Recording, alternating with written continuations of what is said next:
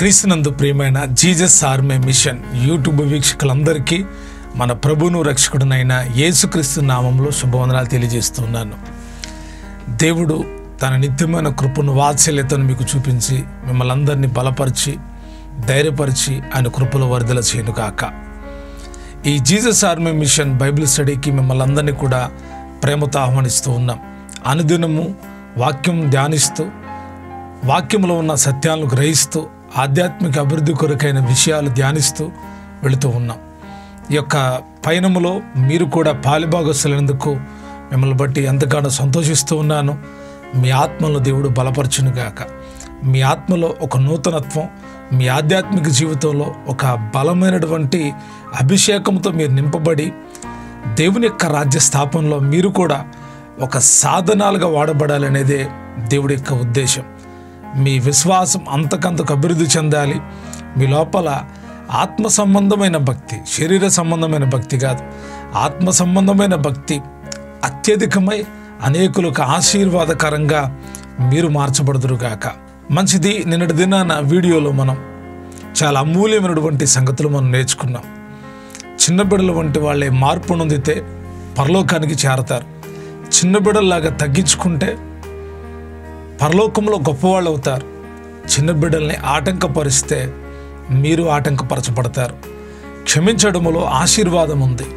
నీవు క్షమించబడ్డావు గనక నీ సహోదరుని కూడా హృదయపూర్వకంగా క్షమించు. నీవు క్షమిస్తే క్షమించబడతావు. క్షమాపణలో ఎన్నో ఆశీర్వాదాలు ఉన్నాయి.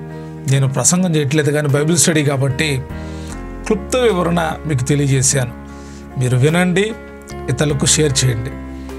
ప్రియదేవుని బిడ్డలారా, ఒక చిన్న మనవి. ఈ వీడియో చూస్తున్న వాళ్ళు మొట్టమొదటి చూస్తున్నట్లయితే తప్పకుండా సబ్స్క్రైబ్ చేయండి. మీరు చూసిన తర్వాత చాలామంది అలాగే వెళ్ళిపోతున్నారు. తప్పకుండా లైక్ చేయండి. మీరు లైక్ చేయడం మూలాన యూట్యూబ్ ద్వారా ఇంకొంతమందికి ఈ వీడియో ప్రమోట్ చేయబడుతుంది. తప్పకుండా ఈ పని మీరు చేయండి. మీరు ప్రమోట్ చేస్తుంది చెత్త వీడియోలు కాదు, పనికిమాలిన వీడియోలు కాదు, ఆత్మ సంబంధమైన వీడియోలు. మీరు ఆత్మ సంబంధులు అయితే తప్పకుండా ఈ పనికి సహకరిస్తారు.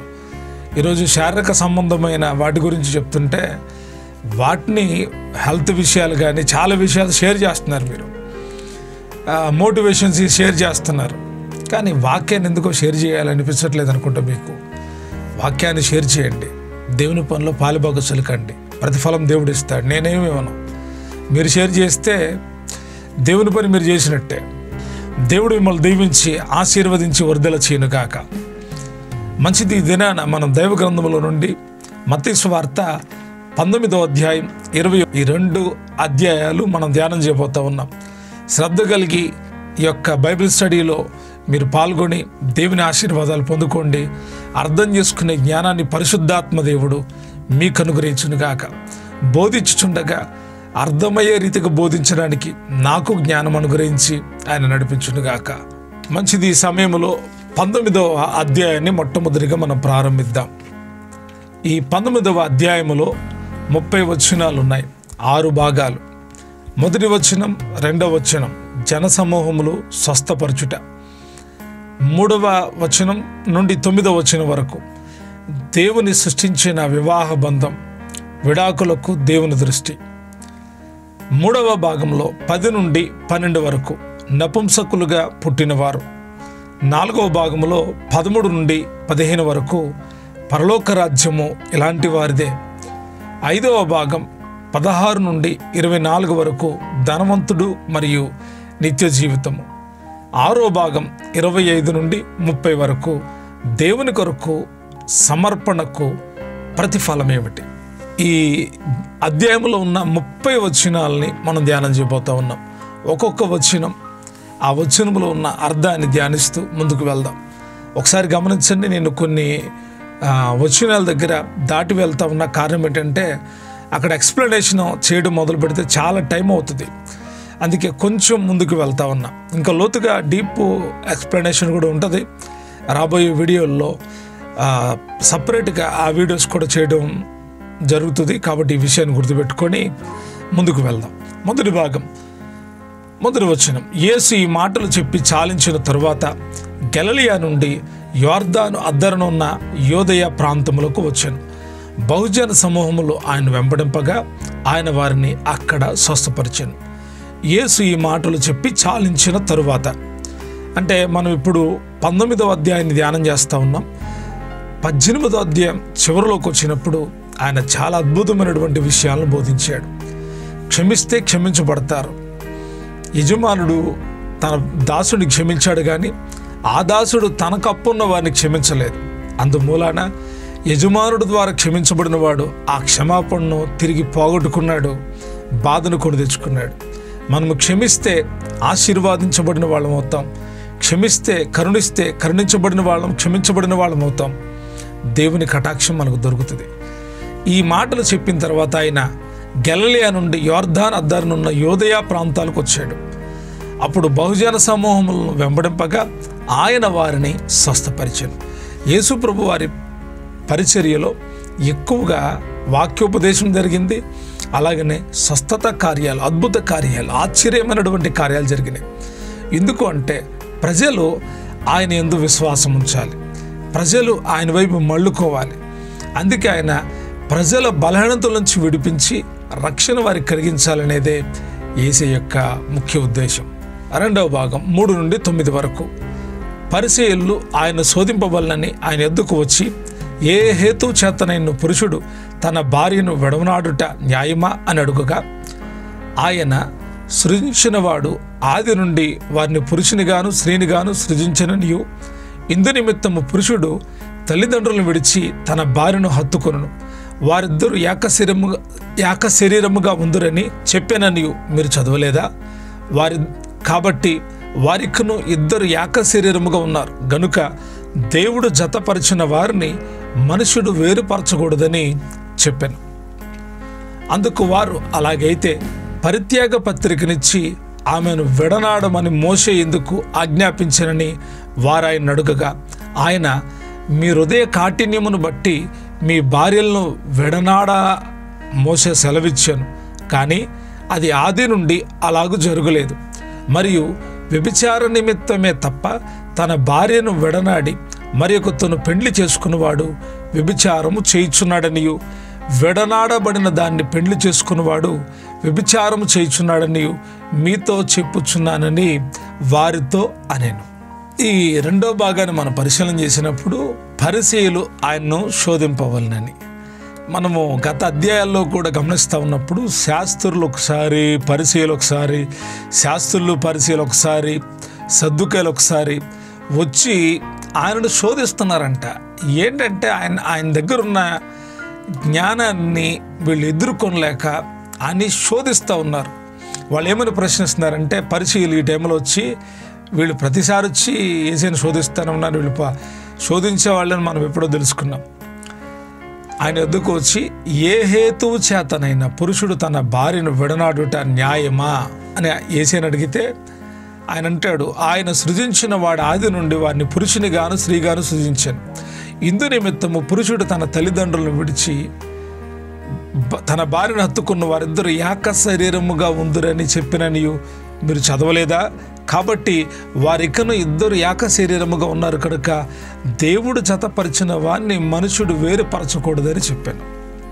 ఈ మాట ఎక్కడ చెప్పబడింది?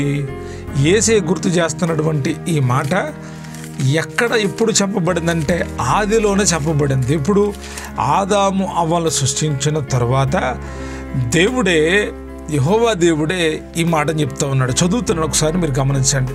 కాబట్టి పురుషుడు తన తండ్రిని తన తల్లిని విడిచి తన భార్యను హత్తుకును, వారు ఏక శరీరమై ఉందురు. వారిని విడదీయకూడదంట, వారిని వేరుపరచకూడదని చెప్పాను. వారు ఏక శరీరం. భార్య భర్తలు అనేవాళ్ళు వేరు వేరు జాతులు అవ్వచ్చు, వేరు వేరు కులాలు అవ్వచ్చు, వేరు వేరు మతాలు అవ్వచ్చు. వారు జతపరచబడిన తర్వాత పురుషుడు స్త్రీ కలుసుకున్న తర్వాత వారిద్దరూ ఏక శరీరం అంట. ఇందు నిమిత్తం పురుషుడు తన తల్లిదండ్రులను విడిచి ఏక శరీరంగా ఉంటారు కదా. కాబట్టి వీరిని విడదీయట న్యాయం కాదు. వారిద్దరు ఏక శరీరం, దేవుడు జతపరిచి వారిని మనుషుడు వేరుపరచకూడదని చెప్పారు. ఆయన కరెక్ట్గానే చెప్పాడు. భార్యను విడనాటి న్యాయం అంటే కాదని చెప్పాడు. ఇప్పుడు వీళ్ళు మళ్ళా ఇంకొక ప్రశ్న అడుగుతున్నారు.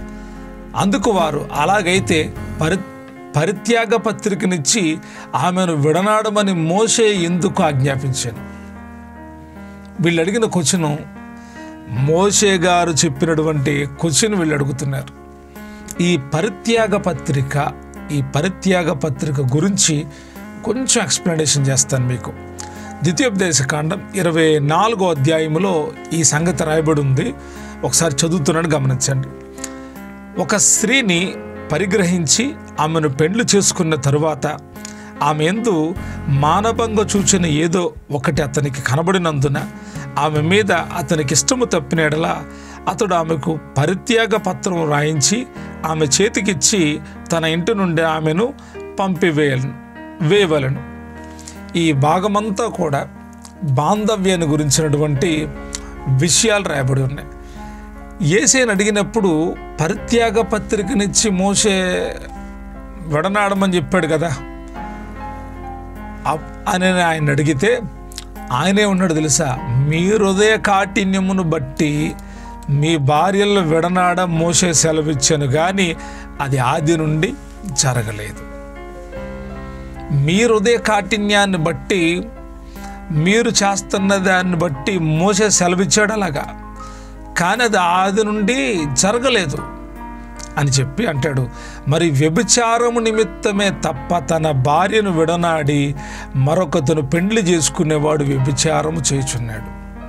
అంటే భార్య భర్తల మధ్యలో ఎన్ని గొడవలు వచ్చినా అవి దేవుని పిల్లలు విడచిట్లు పత్రాలు తీసుకోవడానికి కుదరదంట.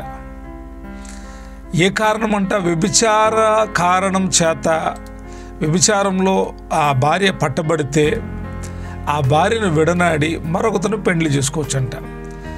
అయితే విడనాడబడిన దాన్ని పెండ్లి చేసుకునేవాడు వ్యభిచారం చేయుచున్నాడు.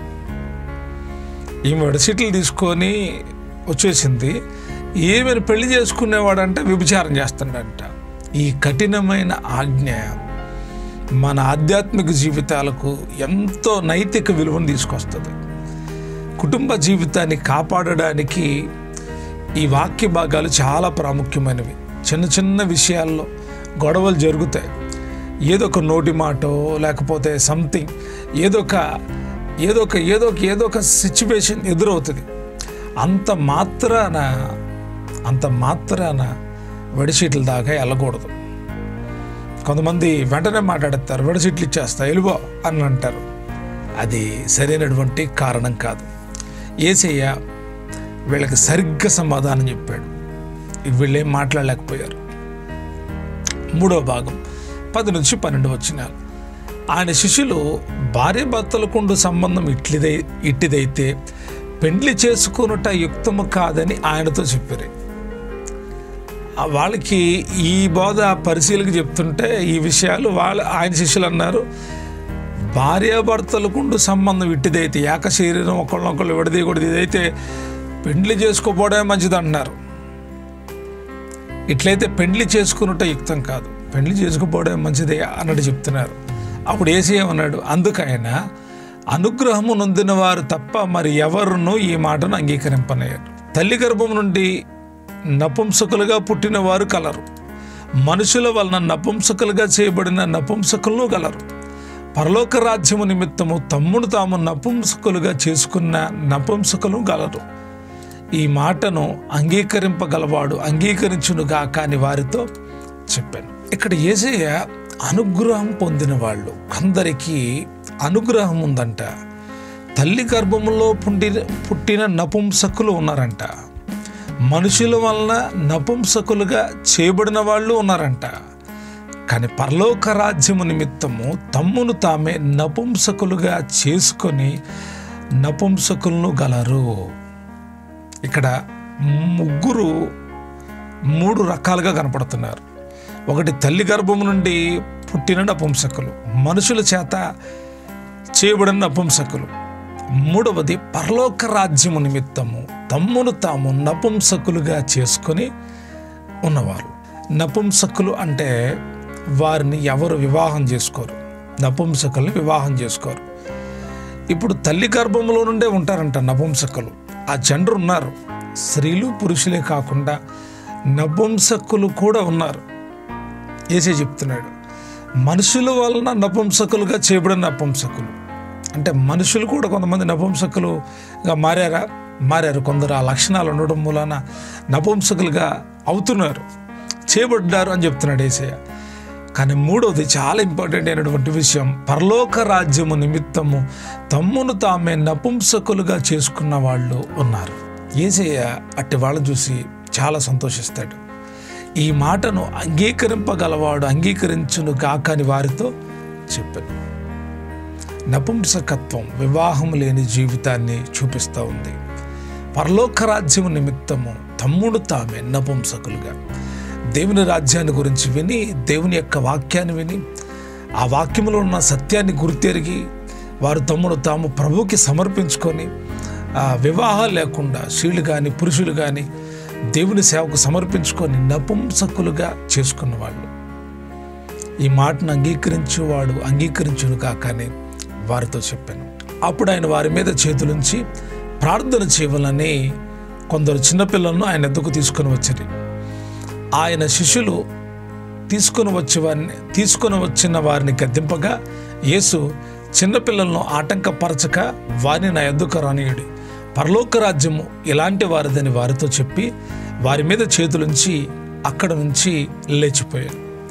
ఇక్కడ ఒక అద్భుతమైన సంగతి, చాలామంది పిల్లలు తీసుకొచ్చి అయ్యా మా పిల్లల కోసం ప్రార్థన చేయండి, వారి మీద చేతులుంచి ప్రార్థన చేయమని యేసయ్యను కోరుకుంటున్నారంట. అయితే శిష్యులు ఆ పిల్లలు తీసుకొచ్చిన వాళ్ళు ఎందుకు తీసుకొచ్చారు మీరని గద్దిస్తున్నారంట. యేసయ్య అన్నాడు, చిన్న పిల్లల్ని ఆటంకపరచొద్దు, పరలోక రాజ్యం ఇలాంటి వారిదే. ఈరోజు కూడా బిడ్డలది పరలోక రాజ్యం, చిన్న పిల్లలకి ఆటంకం చేయొద్దు. వారికి బాల్య దినాల్లో యేసయ్యను మీరు పరిచయం చేస్తే వారు రాబోయే తరాలకు క్రీస్తు ప్రభు వారికి సాక్షులుగా ఉంటారు. కాబట్టి గుర్తుపెట్టుకోండి, వాళ్ళు కోరుకున్నారు, యేసయ్య వాళ్ళ మీద ఒక మంచి బోధ చేశాడు. అంతేకాదు వారిని ఆశీర్వదించి ఆయన అక్కడి నుండి వెళ్ళాడు, చిన్నపిల్లలను ఆశీర్వదించాడు. 5వ భాగం, ఇదిగో ఒక్కడు ఆయన వద్దకు వచ్చి, బోధకుడా, నిత్య జీవం పొందుటకు నేను ఏ మంచి కార్యం చేయవలనని ఆయన అడిగాను. అందుకైనా మంచి కార్యమును గురించి నన్ను ఎందుకు అడుగుచున్నావు? మంచివాడొక్కడే, నీవు జీవములో ప్రవేశింపగోరిన ఎడల ఆజ్ఞలు గైకొనమని చెప్పాను.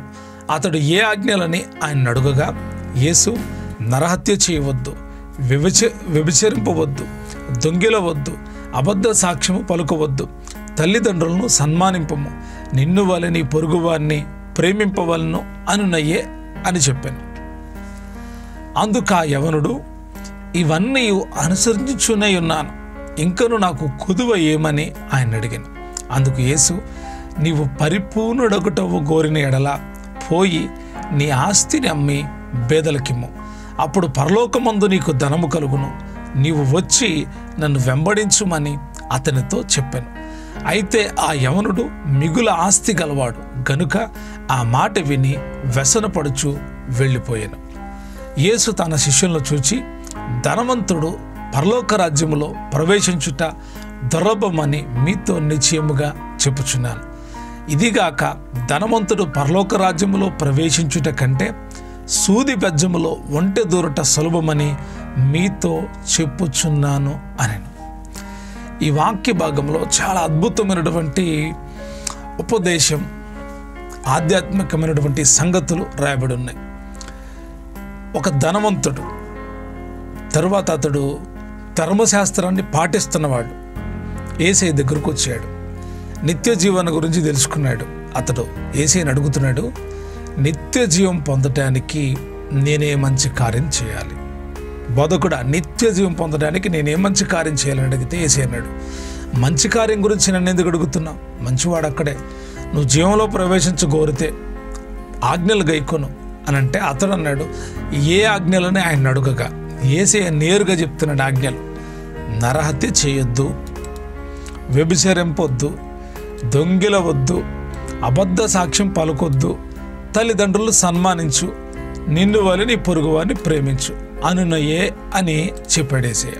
ఈ ఆజ్ఞల ప్రకారం నువ్వు చాలు నిత్య జీవానికి వెళ్తామని చెప్పాడు ఆయన. అయితే ఆ యవనుడు అంటాడు, ఇవన్నీ నేను అనుసరిస్తానే వచ్చాను, నాకేంటి ఇంకా కొదువ, ఇవన్నీ నేను చేస్తున్నాను. మరి యేసయ్య ఏమనాలి? నువ్వు చేయట్లేదని అలా రైట్ ఓకే అన్నట్టుగా ఆయన అందుకు యేసు నీవు పరిపూర్ణుడు ఒకటకు కోరిన ఎడల, నువ్వు పరిపూర్ణుడు కావాలనుకుంటే పోయి నీ ఆస్తి అమ్మి బేదలకి, అప్పుడు పరలోకం నీ ధనం కలుగుతుంది, నీవు నన్ను వచ్చి వెంబడించు. ఈ మాటలో చాలా లోతైనటువంటి అర్థం ఉంది. ఆజ్ఞలన్నీ పాటిస్తున్నాడు కదా, ఆజ్ఞలన్నీ పాటిస్తున్నాడు. ఆజ్ఞలు పాటిస్తే నిత్యజీవం అన్నాడు. ఇతనికి డౌట్, ఇంకా నాకేదో కొదువు ఉందో నాకు తెలుసు, ఇవన్నీ పాటిస్తున్నాను, ఇది కాదు నిత్యజీవాన్ని ఇచ్చేది, ఇంకేదో ఉందో రహస్యమైంది. బాగా గుర్తుపెట్టుకోండి. నిత్యజీవాన్ని గురించి అడిగాడు. యేసే అన్నాడు, ఏమన్నాడు ఆయన? ఇదిగో నీవు జీవంలో ప్రవేశించుకోని ఏళ్ళ ఆజ్ఞలు గైకొన్నాడు. నిత్యజీవం కావాలంటే ఆజ్ఞలు గైకొన్నాడు అని చెప్పాడు. మరి ఎవరుడేమన్నాడు? నేను గైకొనట్లేదని చెప్పాడా? ఇవన్నీ అనుసరిస్తానే వచ్చాను, ఇవన్నీ నేను చేస్తానే వచ్చాను, కానీ నాకు ఏదో కొదువుగా అనిపిస్తుంది. ఏంటి నాకు కొదువు అంటే, అప్పుడు యేసయ్య అన్నాడు, నువ్వు పరిపూర్ణుడు అవ్వాలి, ఆ కోరిక నీలో ఉంది. ఓకే, నువ్వు వెళ్ళి నీ ఆస్తిని అమ్మి బేదలకి. ఎందుకని యేసయ్య ఆస్తి అమ్మి బేదలకి ఇమ్మన్నాడు? ఆస్తి అమ్మి సేవకివ్వు, లేకపోతే ఆస్తి అమ్మి దేవాలయానికి ఇవ్వు, ఆస్తి అమ్మి నాకివ్వు అని చెప్పలే యేసయ్య. నాకివ్వమని చెప్పాలా, లేకపోతే దేవుని మందిరానికి ఇవ్వమని చెప్పాలా, లేకపోతే దేవుని సేవకులకి ఇవ్వమని చెప్పాలా? మరి ఎందుకు ఇతన్ని పోయి నీ ఆస్తి అమ్మి బేదలకి ఇమ్మంటున్నాడు? ధర్మశాస్త్ర ప్రకారంగా ఉన్నాడు, ఆజ్ఞలన్నీ పాటిస్తున్నాడు, దశమ భాగాలు చెల్లిస్తున్నాడు, యాజకులకు సమర్పించాల్సింది సమర్పిస్తున్నాడు, దేవుని సేవ కొరకు కూడా ఇస్తున్నాడు, కానీ బేదలకి ఇవ్వట్లేదు, బేదల్ని పట్టించుకోవట్లేదు. బేదలకి ఇమ్మని యేసయ్య చెప్తున్నాడు. బేదలకి ఇవ్వు, నువ్వు పరిపూర్ణుడు అవుతావు. అక్కడంటాడు, నువ్వు బేదలకి ఇస్తే పరిపూర్ణుడు అవుతావు. అంతేకాదు, పరలోకమందు నీకు ధనం కలుగును. భూలోకంలో దేవచిత్తానుసారంగా మీ ధనము ఖర్చు అయితే పరలోకంలో మీకు ధనం ఉంటుంది, పరలోకంలో మీకు ధనం దొరుకుద్ది. బాగా గుర్తుపెట్టుకోండి. మీ ధనము క్రమముగా ఖర్చు పెట్టాలి. దేవుని సేవ కొరకు, లేక పేదల కొరకు, లేక దైవజనుడి కొరకు మీరు ఖర్చు పెడితే మీ ఖర్చు, మీరు ఎంత ఖర్చు పెట్టారో అంత పరలోకములో ధనం కలుగుతుంది. పరలోక ధనం వేరేది. భూమి మీద మనం దేవుని కొరకు ఖర్చు చేస్తే, మీరు ఇచ్చే కానుక కూడా, మీరు కానుకిస్తారు కదా, మీరు కానుకిస్తే ఎక్కడ స్టోరేజ్ అయ్యి ఉంటుంది? మీరు అనుకుంటారు మేము కానుక ఇచ్చేసాం అయిపోయింది అనుకుంటారు. కాదు, మీరు కానుక ఇచ్చారు. ఈ కానుక ఎక్కడుందంటే పరలోకంలో. కొన్నేళ్ళతో దేవునితో అదే చెప్తుంది. కొన్నేళ్ళి నీ ప్రార్థనలు, నీ ధర్మ కార్యాలు నా యొద్ద జ్ఞాపకార్థంగా ఉన్నాయి, నా దగ్గరికి చేరినాయి, నా దగ్గర జ్ఞాపకార్థంగా ఉన్నాయి. కానుకలు ఇవ్వడం అనేది ధర్మ కార్యాలే. దేవుని సేవకి ఇవ్వడం, సేవకునికి ఇవ్వడం, బేదలకి ఇవ్వడం, ఇవన్నీ కూడా ధర్మ కార్యాలే. ఇతడు ధర్మశాస్త్ర ప్రకారం దశమ భాగాలు, కానుకలు అన్నీ చెల్లిస్తున్నాడు. యాజకులకు చెల్లించాల్సిన, మందిరానికి చెల్లించాల్సిన చెల్లిస్తున్నాడు. కానీ ఇతడు బేదలను కనికరించట్లా. డబ్బున్నవాడు బేదలను పట్టించుకోడండి. చాలా అది ఎందుకో కూడా మీకు చెప్తాను. కానీ మీరు కనుక ప్రభు సేవకిస్తే తప్పకుండా పరలోకంలో మీకు ధనం కలుగుతుంది. యవనుడికి చెప్తున్నాడు, నీ ఆస్తి మీ బేదలకి ఇచ్చి రా, పరలోకంలో నీకు ధనం కలుగుతుంది, నువ్వు వచ్చి అప్పుడు నన్ను వెంబడించు అని చెప్తే, ఆ యవనుడు మిగుల ఆస్తి గలవాడు గనుక ఆ మాట విని వ్యసనపడి వెళ్ళిపోయాడు. అందుకే అంటాడు, ధనవంతుడు పరలోక రాజ్యములో ప్రవేశించుట దుర్లభమని మీతో నిశ్చయముగా చెప్పుచున్నాను. ఏ ధనవంతుడు? ధనవంతుడు అంటే ఇప్పుడు మరి చాలామంది డబ్బు బాగా సంపాదిస్తున్నారు, మరి వాళ్ళు కూడా పరలోకం వెళ్ళరా? పాస్గాళ్ళు కూడా సంపాదిస్తున్నారు, వెళ్ళరా?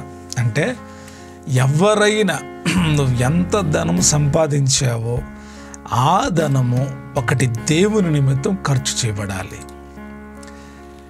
దేవుని సేవ కొరకు ఖర్చు చేయబడాలి, రెండవదిగా పేదల కొరకు ఖర్చు చేయబడాలి. అప్పుడు నీకు పరలోకంలో ధనం కలుగుతుంది. డబ్బున్న వాళ్ళు పేదవాళ్ళని కనికరించడం ఎప్పుడైనా చూసారా? పేదవాడికి సహాయం చేయడం ఎప్పుడైనా చూసారా? ధనవంతులు, కొంతమంది ధనవంతులు ఉన్నారు, ఒక మాదిరి ధనవంతులు ఉంటారు, వాళ్ళు సహాయం చేస్తారు. మిక్కిలి ధనవంతులు కోట్ల రూపాయలు సంపాదిస్తారు. మరి పేదల కొరకు ఏదైనా చేయగలుగుతారా? దేవుని పిల్లలైతే పేదలను ప్రేమిస్తారు.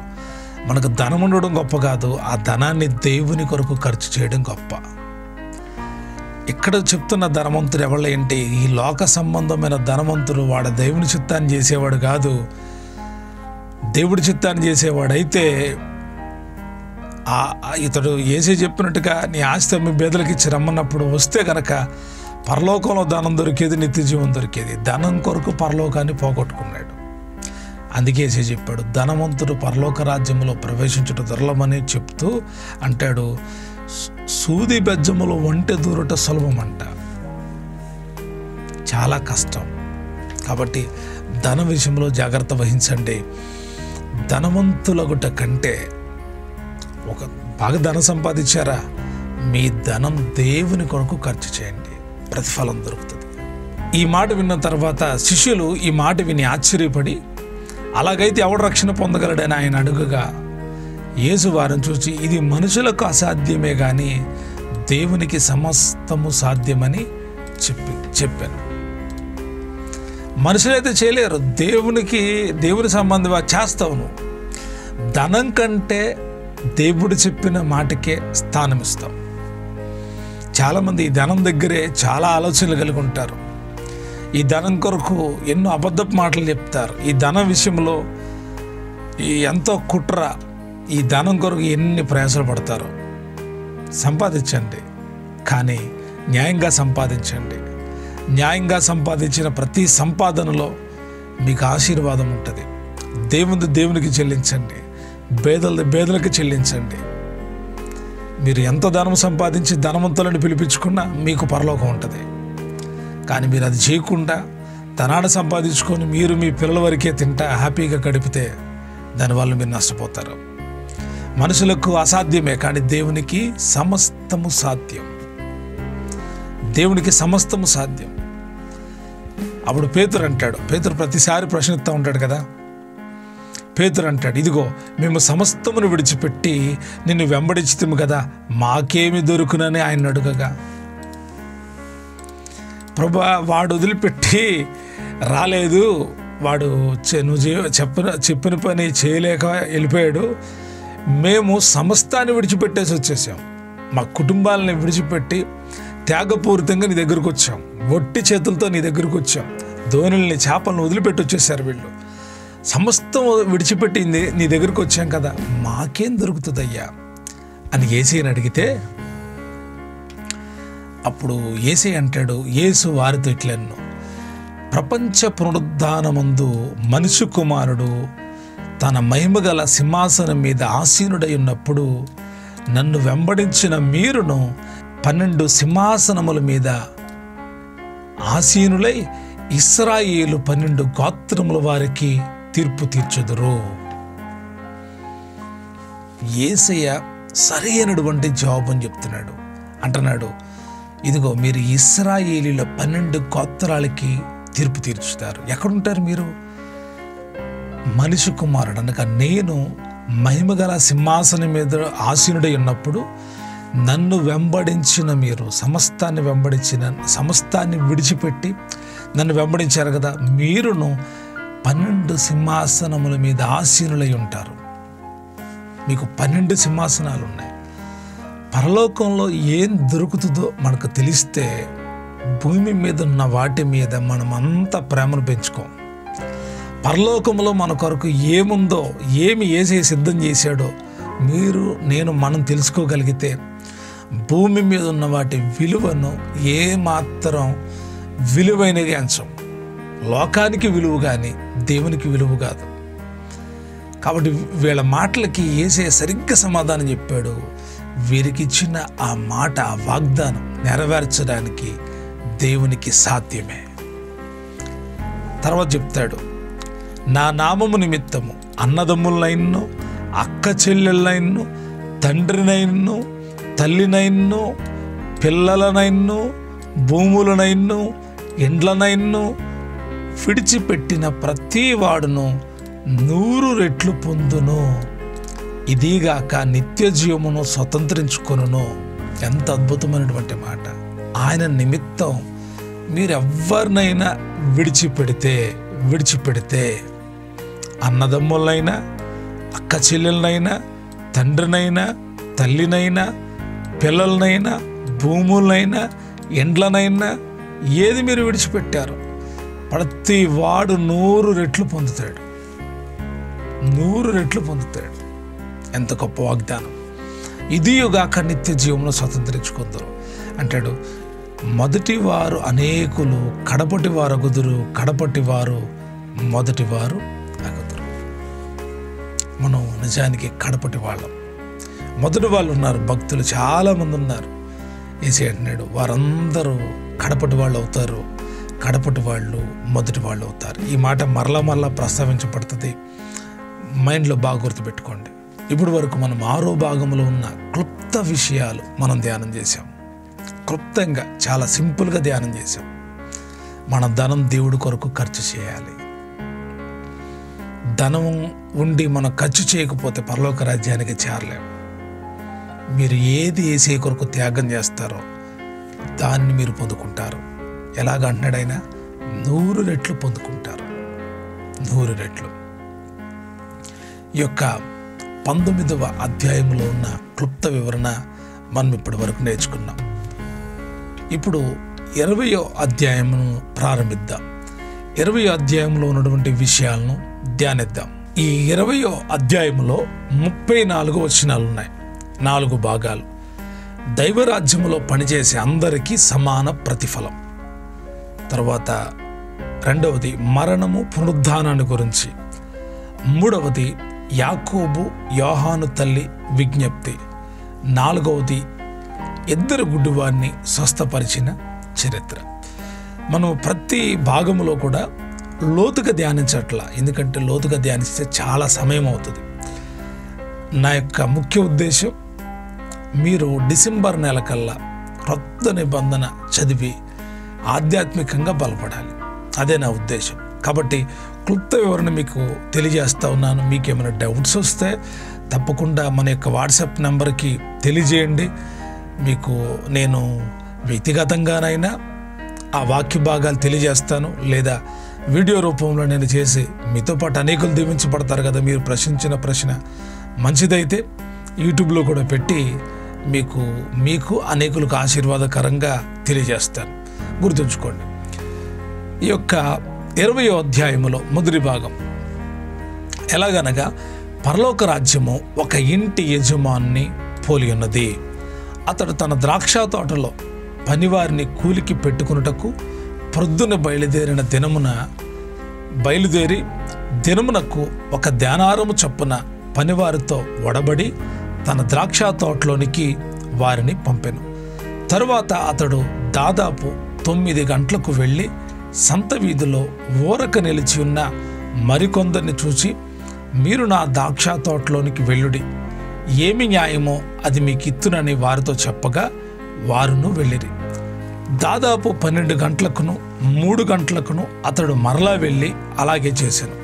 తిరిగి దాదాపు 5 గంటలకు వెళ్ళి మరికొందరు నిలిచి ఉండగా చూసి, ఇక్కడ దినమంతా మీరెందుకు ఊరికి నిలిచి ఉన్నారని వారిని అడుగగా వారు ఎవడునూ మమ్మను కూలికి పెట్టుకొనలేదని.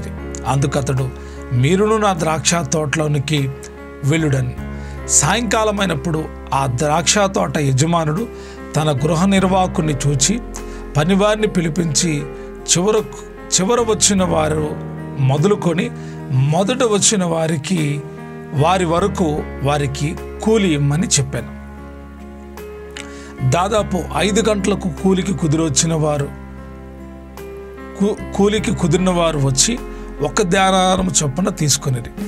మొదట వారు వచ్చి తమకు ఎక్కువ దొరుకుననుకొనిరి, కానీ వారికిని 1 దేనారము చొప్పునే దొరికాను. వారది తీసుకొని చివర వచ్చిన వీరు 1 గంట మాత్రమే పనిచేసినను పగలంతయు కష్టపడి ఎండబాధ సహించిన మాతో వారికి సమానం చేసితివి అని ఆ ఇంటి యజమాను మీద సణుకుకొనిరి.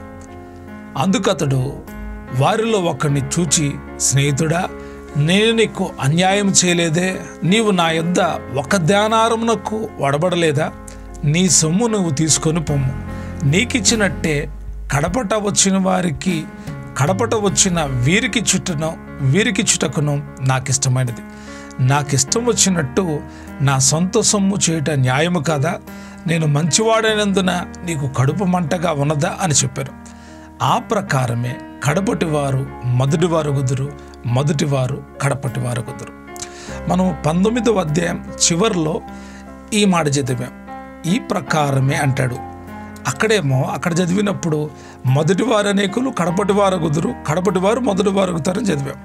కానీ ఇక్కడ అంటాడు ఈ ప్రకారమే. అంటే ఈ మొదటి వాళ్ళకి కడపటి వాళ్ళకి ఒక తేడాని యేసు చూపిస్తున్నాడు. ఏంటి ఆ తేడా అంటే, ద్రాక్ష తోటలో పనికి ఆయన పిలుచుకున్నాడు. పరలోక రాజ్యము ఒక ఇంటి యజమాని పోలి ఉంది. తన ద్రాక్ష తోటలో పనివారిని కూలి పెట్టుకున్నటకు ఆ యజమానుడు బయలుదేరి వెళ్ళాడంట.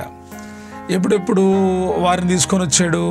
పొద్దున్నే బయలుదేరి ద్రాక్ష తోటకు పనివారిని పంపాడు. ఒక దేనారం ఇస్తానని చెప్పి పంపించాడు. తర్వాత అతడు పొద్దున్నే వాళ్ళు వెళ్ళారు, పొద్దున టైంలో. తర్వాత 9 గంటలకు ఒకసారి వెళ్తే అక్కడున్న వాళ్ళు పిలుచుకొచ్చారు. తర్వాత 12 గంటలకు ఒకసారి వెళ్ళి మళ్ళీ పిలుచుకొచ్చాడు యజమానుడు. తర్వాత 3 గంటలకు ఒకసారి వచ్చి పిలుచుకొచ్చాడు. తర్వాత 5 గంటలకు ఒకసారి వచ్చి మళ్ళీ పిలుచుకొచ్చాడు. వీళ్ళంతా పనిచేశారు, అయిపోయింది. ఎవరికి వాళ్ళు సాయంకాలం అయినప్పుడు ఆ ద్రాక్ష తోట యజమానుడు పని వాళ్ళని పిలిచి అన్నాడు కదా, ఇదిగో వచ్చిన వాళ్ళు కూలిచ్చి పంపించు అని చెప్పాడు. కూలి ఎలాగిచ్చారంటే 5 గంటలకు వచ్చిన వాళ్ళకి ఒకటే కూలి, 12 గంటలకు వచ్చిన వాళ్ళకి ఒకటే కూలి, 3 గంటలకు వచ్చిన వాళ్ళకి ఒకటే కూలి, పొద్దున్నే వచ్చిన వాళ్ళకి ఒకటే కూలి. ఈ కూలంతా తీసుకుంటే ఆ యజమానుడి మీద పొద్దున్నే వచ్చిన వాళ్ళు సనుక్కోవడం మొదలుపెట్టారంట. ఏమని సనుక్కుంటున్నారు? పగలంతా కష్టపడి ఎండబాధ సహించి మేము పనిచేస్తే మాతో వారిని సమానం చేసేదివే, ఇదేమో న్యాయమా మీకు అని అడిగితే ఆ యజమానుడు ఏం చెప్తున్నాడంటే, స్నేహితుడా, వారిలో ఒకరిని పిలిచి మేనోడిని పిలిచి అంటాడు, నేను నీకు అన్యాయం చేయలే, నేను నీకు ఒక దేనారం ఇస్తానని చెప్పి పొద్దున్నే పిలుచుకున్నా. నువ్వు పనిచేసావు, నా టైం దాకా నువ్వు పనిచేసావు, దేనారం నీకు ఇచ్చేసావు. మిగతా వాళ్ళకి ఇచ్చుట నాకు ఇష్టమైంది, నీకు వచ్చిన బాధ ఏంటి? నీ సొమ్మే ఉండలేదే, నా సొంత సొమ్ము నేను ఇస్తున్నా. నీ కడుపు మంటగా ఉందా? దేవుని దృష్టిలో అందరూ సమానమే. దేవుని పని విషయంలో పొద్దున్నే వచ్చి కష్టపడిన వాడికి అదే కూలి, 9 గంటలకు వచ్చి కష్టపడిన వాడికి అదే కూలి, 12 గంటలు వచ్చిన వాడికి అదే కూలి, 3 గంటలకు వచ్చిన వాడికి అదే కూలి, 5 గంటలకు వచ్చిన వాడికి అదే కూలి. ఈ స్టోరీ అంతా మనం వింటే ఇక్కడ అంటాడు, ఈ ప్రకారమే కడపటివారు మొదటివారు, మొదటివారు కడపటివారు. సణుకున్నారంట. మన ఆధ్యాత్మిక జీవితంలో గుర్తుపెట్టుకోవాలి, మన తర్వాత తరం సమయం ఏదైనా ఒక సమయంలో మీరు పొద్దున్నే మొదలు పెట్టచ్చు, మీరు మధ్యాహ్నం మొదలు పెట్టచ్చు, 9 గంటలకు మొదలు పెట్టచ్చు, 3 గంటలకు మొదలు పెట్టచ్చు, 5 గంటలకు మొదలు పెట్టచ్చు. ప్రతిఫలం ఇచ్చేవాడు దేవుడు. నాకు ఇష్టం వచ్చినట్టు నా సొంత సొమ్ము చేత చేయుట న్యాయము కాదా? నీకు ఇస్తానన్న కూలిచ్చి నేను ఇచ్చా, వెళ్ళిపోండి. నేను మంచివాడినందుకు నీకు కడుపు మంటకుందా? చాలాసార్లు ఇదే పరిస్థితి కనపడుతుంది. దేవుడు దీవిస్తూ ఉంటే తట్టుకోలేరు కొంతమందిని. తక్కువలోకి వచ్చి వాళ్ళు 5 గంటలకే వచ్చారు, కానీ వాళ్ళకు కూడా దేవుడు సమానంగా ఇచ్చేటప్పటికి ఈ ముందు నుంచి కష్టపడిన కాక మనం వచ్చినట్టు వీడేంటి ఇలాగా అని అంటారు. ఇది మంచిది కాదు. దేవుడు న్యాయవంతుడు. 2వ భాగం, యేసు యెరూషలేమునకు వెళ్ళనయ్యున్నప్పుడు ఆయన 12 మంది శిష్యులను ఏకాంతముగా తీసుకుని పోయి మార్గమందు వారితో ఇట్లన్నో, ఇదిగో యెరూషలేమునకు వెళ్ళుచున్నాను, అక్కడ మనుష్య కుమారుడు ప్రధాన యాజకులకును శాస్త్రులకును అప్పగింపబడును. వారాయనకు మరణశిక్ష విధించి ఆయన అపహసించుటకు, కొరడాలతో కొట్టుటకును, సిలువ వేటకును అన్యజనులకు ఆయనను అప్పగింతరు. మూడవ దినమున ఆయన మరలా లేచును. మనం ఈ మత్తయి సువార్తలో ఆయన మరలా నేను అప్పగించబడతాను, చంపబడతాను, చనిపోతాను, తిరిగి లేపబడతాను అనే వాక్య భాగాన్ని మూడవసారి ప్రస్తావిస్తూ ఉన్నాడు. ఇది మూడవసారి మరలా శిష్యులు గుర్తు చేస్తున్నాడు. ఎందుకు పదే పదే ఆయన గుర్తు చేస్తున్నాడు? జరగబోతున్న ఆ సంభవాన్ని ఆయన ముందుగానే గుర్తెరిగి శిష్యులకు చెప్తున్నాడు, ఇదిగో నేను యెరూషలేము వెళుతున్నాను, అక్కడ మనుష్య కుమారుడు అప్పగించబడతాడు, ప్రధాన యాజకులు శాస్త్రులు పట్టుకుంటారు, వాళ్ళకి అప్పగించబడతాను నేను, వాళ్ళు మరణశిక్ష విధిస్తారు, అపహసిస్తారు, కొరడాలతో కొడతారు, సిలువ ఎత్తారు, ఈ సంభవం అంతా జరుగుతుంది, నేను చనిపోతాను, అయితే మూడవ దినమున మరలా లెగిస్తాను. ఒక విషయాన్ని ఎందుకు యేసయ్య మరలా చెప్తా ఉన్నాడు? ఆయన చనిపోతాడని తెలుసు, ఆయనకి ఎటువంటి శిక్ష వస్తుందో కూడా ఆయనకు ముందే తెలుసు. కానీ శిష్యులకు ఎందుకు 12 మంది శిష్యులను ఏకాంతముగా తీసుకుని పోయి వాళ్ళకి చెప్తున్నాడు? వాళ్ళని ధైర్యపరచాలి. ఎందుకంటే వీళ్ళు సంఘానికి, క్రొత్త నిబంధన సంఘానికి మూల స్తంభమై ఉన్నారు. సత్యాన్ని ప్రకటించడంలో వీరు ప్రాముఖ్యమైన మూల స్తంభాలు. కాబట్టి వీరికి సత్యమంతా తెలియాలి, వీరికి వాస్తవాలు తెలియాలి. అన్యజనులకి మనిషి కుమారుని అప్పగిస్తారు, కానీ ఆయన తిరిగి లేస్తాడు మూడో దినాన. పునరుద్ధానం ఉందని ఆయన శిష్యులకు తెలియజేస్తూ ఉన్నాడు. మూడవసారి ఎందుకు ఆయన గుర్తు చేస్తూ ఉన్నాడు? మనం మార్కు సువార్తలు కాదు, లూకా సువార్తలు కాదు, యోహాను సువార్తలు కాదు చదువుతుంది. మత్తయి సువార్తలోనే మూడవసారి ఆయన మరణ పునరుద్ధానాల గురించి శిష్యులకు తెలియజేస్తున్నాడు. ఆధ్యాత్మిక జీవితంలో విలువైన విషయాలు మరలా జ్ఞాపకానికి తెచ్చుకోవాలి, మరలా గుర్తు తెచ్చుకోవాలి. ఎందుకు అంటే విశ్వాసములో బలపడడానికి. మూడో భాగం.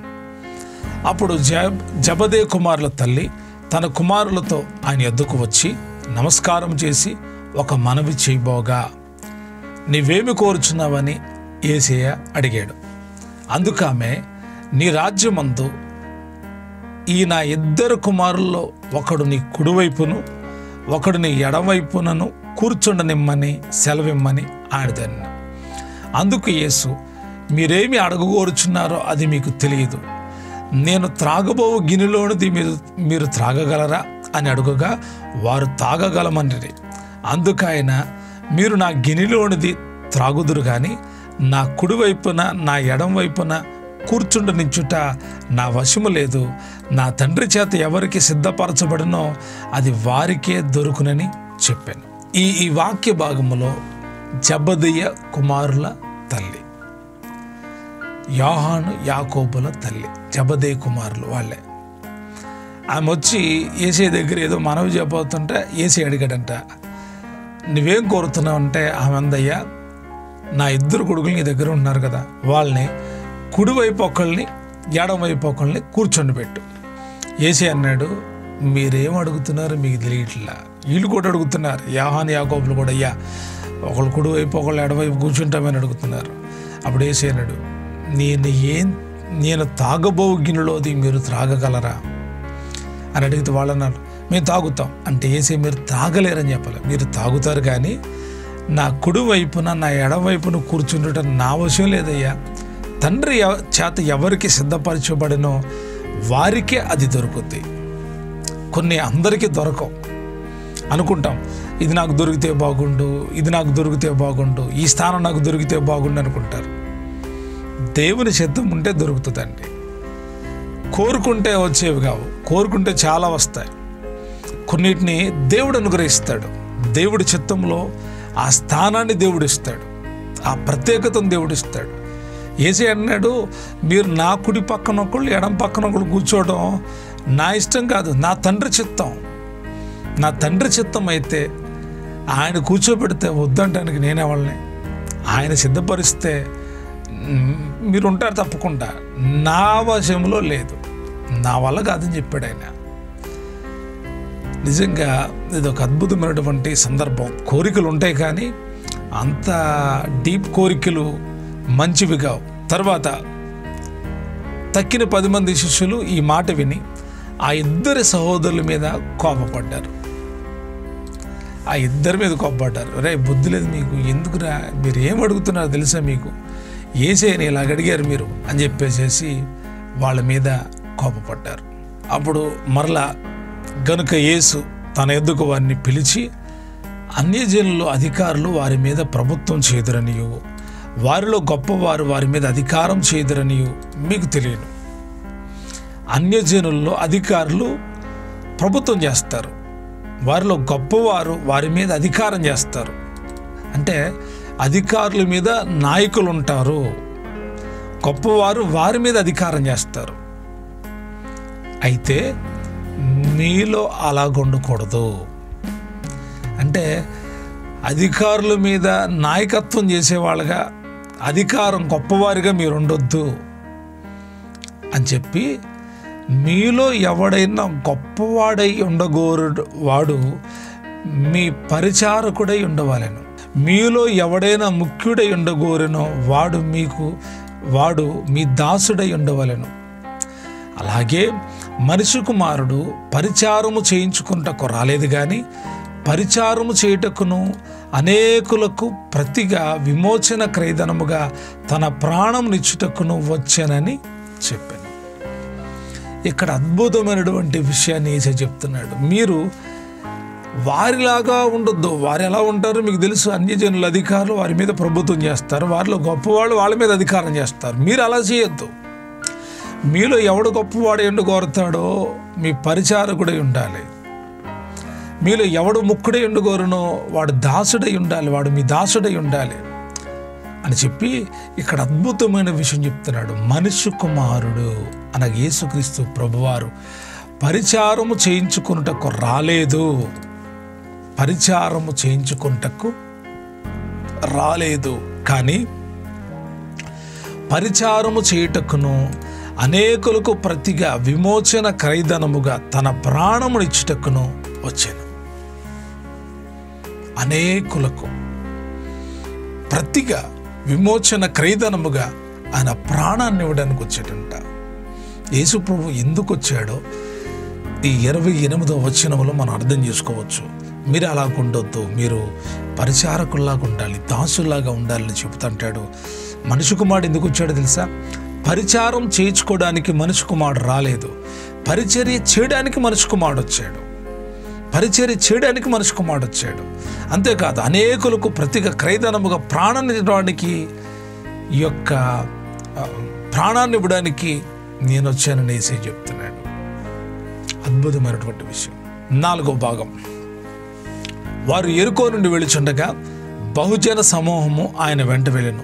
ఇదిగో త్రోవ పక్కన కూర్చుని 2 గుడ్డివారు యేసు ఆ మార్గమున వెళుచున్నాడని విని, ప్రభువా, దావీదు కుమారుడా, మమ్మను కరుణింపుమని కేకలు వేశారు.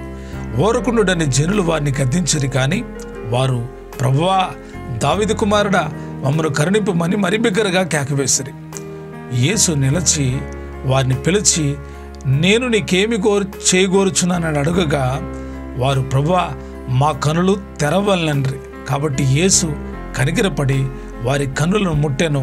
వెంటనే వారు దృష్టి పొంది ఆయన వెంట వెళ్ళిరి.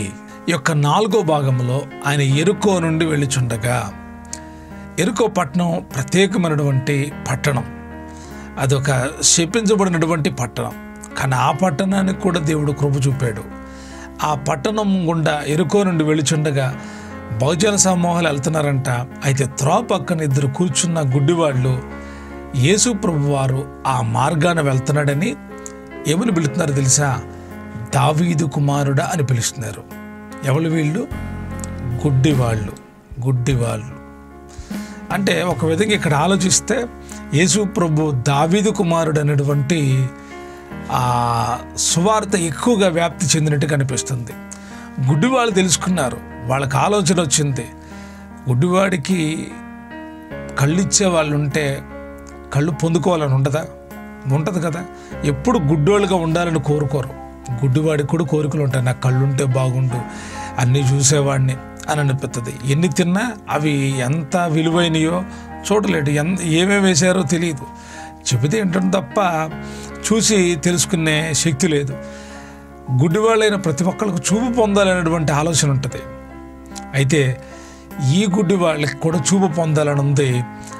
దావీదు కుమారుడు మమ్మను కనిపింపమని కేకలు వేస్తున్నారు. ఎందుకంటే జనాల్లో ఆయన కనబడాలి అని కేకలు వేస్తుంటే జనాలు అంటారే, ఊరుకుంటారు గుడ్డోళ్ళు రాని మీరేంటారు ఏసీని కేకేస్తున్నారని చెప్పి వాళ్ళని గద్దించారంట. వారు మమ్మను కరుణింపమని మరి బిగ్గరగా కేకలు వేశారు. ఆసక్తి ఎప్పుడైనా మనలోకి వస్తే మనల్ని ఎవ్వడు ఆపలేడండి. మన లోపల ఆసక్తి ఉంటే మనల్ని ఎవరు ఆపలేరు. వీళ్ళని ఊరకొడమని కేక గద్దిస్తే వీళ్ళు ఉన్నారా? లేదు. గట్టిగా ఇంకా కేకలు వేస్తే అక్కడ 32వ వచనంలో యేసు నిలచి వారిని పిలిచి, యేసు నిలబడిపోయాడంట. అప్పుడు దాకా వెళ్తానే ఉన్నాడు. ఫస్ట్ కేకలేసినప్పుడు నిలబడ్డా? నిలబడలా, వెళ్తానే ఉన్నాడు. వీళ్ళు జనాలు ఊరుకొనమని గద్దిస్తే ఈ గద్దింపులు ఆయన వింటున్నాడు. ఆయన ఫస్ట్ కేకేసినప్పుడు కూడా ఏజే విన్నాడు, వినలేదని కాదు, ప్రతి విషయం ఆయనకు తెలుసు. మరి ఎందుకంటే వెంటనే ఫస్ట్ కేకలకు ఆగిపోలా? వారి విశ్వాసాన్ని చూస్తున్నాడు. ఈ జనాలు ఆపమంటే ఆపట్ల, వాళ్ళు మరి బిగ్గరగా కేక వేస్తున్నారు. విశ్వాసం అద్భుతాలు జరిగిస్తుంది. ఇక్కడ గుడ్డివారు బాగుపడడం కాదు, స్వస్థపరచబడ్డం, వారి కనులు రావడం కాదు, వారు దేవుని మీద, యేసు ప్రభు వారి మీద ఉంచిన విశ్వాసం అద్భుతమైంది. విశ్వాసం ఎప్పుడు కూడా సన్నగిలిపోకూడదు. విశ్వాసం అద్భుతాలు జరిగిస్తుంది. వారు విశ్వాసంతో, యేసే మీద విశ్వాసంతో మరీ ఎక్కువగా బిగ్గరగా కేకలు వేస్తూ ఉన్నారంట. అక్కడ ఉంటుంది యేసు నిలిచి. చాలా అద్భుతమైనటువంటి మాట. యేసు నిలిచి వారిని పిలిచి. మనం ప్రార్థించినప్పుడు కూడా దేవుణ్ణి విశ్వాసంతో అడగాలి. విశ్వాసంతో అడిగితే నీ ప్రార్థన దగ్గర నిలిచిపోయి నిన్ను పిలుస్తాడు. వారిని పిలిచి, నిలిచి వారిని పిలిచి. శిష్యులకు చెప్పి వాళ్ళని పిలవనంట్లా, ఆయన పిలుస్తాడు, అయ్యా రండి రండి అని వాళ్ళని పిలిచి, నేనేం చేయాలనుకుంటున్నాను మీకు అంటే వాళ్ళు అన్నారు, ప్రభా మా కన్నులు తెరువయ్యా, మా కన్నులు తెరువు. వారి మీద కనిగిరపడి వారి కన్నులు ముట్టాడంట. వెంటనే వారు దృష్టి పొంది ఆయన వెంట వెళ్ళిరి. ఇంటికి వెళ్ళాలి కదా, బంధువుల దగ్గరికి వెళ్ళాలి కదా, మరొకరి దగ్గరికి వెళ్ళాలి కదా. కళ్ళు తెరవబడిన తర్వాత వాళ్ళు మొట్టమొదటి యేసేని చూశారు. యేసైతేనే వెళ్ళటం మొదలుపెట్టారు. యేసే ఇక వాళ్ళకి తల్లి తండ్రి. యేసైతే వెళ్ళడం మొదలుపెట్టారు. ప్రియదేవుని బిడ్డలారా, విశ్వాసం బలమైన కార్యాలు జరిగిస్తుంది. మన విశ్వాసము ఎవ్వళ్ళు ఆపలేరు. మన విశ్వాసాన్ని సాతానుడు అణగదొక్కాలనుకుంటాడు. కానీ మీరు మరీ దేవుడికి సన్నిహితమైనప్పుడు, ఆయన మీద విశ్వాసం పెంచుకున్నప్పుడు మీరు అద్భుతాలు చూడగలుగుతారు. గత నిన్నటి దినాన విశ్వాసం గురించి చాలా విషయాలు మనం నేర్చుకున్నాం. వినుట వల్ల విశ్వాసం. వాక్యాన్ని వినండి, విశ్వాసాన్ని పెంపొందించుకోండి, అద్భుతాలు చూడగలుగుతారు. ప్రియదేవుని బిడ్డలారా, ఇప్పటి వరకు మనం 19వ అధ్యాయం, 20వ అధ్యాయం, 2 అధ్యాయాలు క్లుప్తంగా మనం ధ్యానించాం. చాలా అద్భుతమైనటువంటి విషయాలు మనం నేర్చుకున్నాం. దేవుని మీద విశ్వాసం మనల్ని ఎప్పటికీ సిగ్గుపరచదు. దేవుడి కొరకు ఖర్చు పెట్టే ఖర్చు ఎన్నటికీ మనకు నష్టాన్ని కలిగించదు. భూమి మీద ధనాన్ని సమకూర్చుకోవడం కాదు, పరలోకంలో ధనాన్ని సమకూర్చుకోవడం చాలా ప్రాముఖ్యమైంది. గొప్పవాళ్ళుగా ఉండాలంటే పరిచారకులుగా ఉండాలి. ఇలా ఎన్నో అద్భుతమైన విషయాలు మనం నేర్చుకున్నాం. ఈ నేర్చుకున్న 19, 20 అధ్యాయాలు మీ హృదయంలో స్థిరపరచబడును గాక, మీ హృదయంలో నిలిచి ఉండును గాక. ఆ రీతిగా ప్రభు కొరకు మీరు జీవించుదురు గాక. అనుదిన ఈ యొక్క బైబిల్ స్టడీలో మీరు బలపరచబడండి, అనేకులను బలపరచండి. మీరు విశ్వాసంలో ఎదగండి, అనేకులను విశ్వాసంలోకి నడిపించండి. మీరు దేవుని శక్తిని అనుభవించండి, ఇతరులకు సాక్ష్యాన్ని పంచుకోండి. ఈ బైబిల్ స్టడీ ద్వారా మీ ఆధ్యాత్మిక జీవితాలు మరింత బలాభివృద్ధి చెందును గాక. పరిశుద్ధాత్మ దేవుడు మిమ్మల్ని నడిపించును గాక. దేవుని కృప సమృద్ధిగా మనందరికీ తోడై నడిపించును గాక. Thank you. God bless you.